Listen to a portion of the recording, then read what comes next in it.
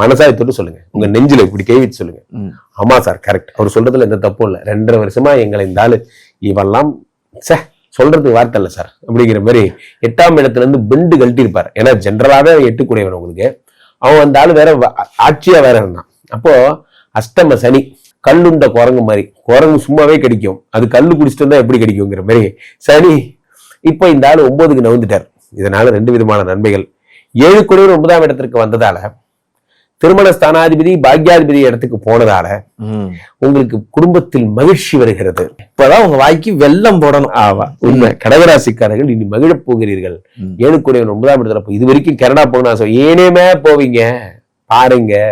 அடுத்து கடகராசிக்காரர் 8 கூடியவன் 9ஆம் இடத்துக்கு போகிறான். ஆயுள் பாவம், உடம்பு சரியில்லை, அதெல்லாம் சரியா போகுது. அசட்ஸ் வாங்க போறீங்க. பேசிக்கொண்டிருக்கும் இந்த நேரம் கடகராசிக்காரர்கள் பூமி லாபங்கள் எல்லாம் அடைவீங்க. ரொம்ப பெரிய உயரத்துக்கு போவீங்க கடகராசிக்காரர்கள் இது வரைக்கும். ஆனா இது என்னன்னா 9ல் இருந்து 11ஐ பார்க்கிறார், அடுத்ததாக 3ஐ பார்க்கிறார், 6ஐ பார்க்கிறார். அதனால எனக்கு என்ன ஆயிடும் என்றால், இந்த 2 வருஷம் அஷ்டம சனினால பாதிக்கப்பட்டு நிறைய கடன் வாங்கினீங்கல்ல, அந்த டெப்ட்ஸ் எல்லாம் கிளியர் பண்ணுவார். இந்த ஓவர் டியூலாம் அடைச்சு விடுவார். அதுக்கப்புறம் என்ன பண்ணுவார், சிபில் ஸ்கோர் எல்லாம் ஏற்றி விடுவார். அந்த மாதிரி போட்டுக்கோங்க, எல்லாம் பழைய கடன் எல்லாம் சரி பண்ணி விடுவார்.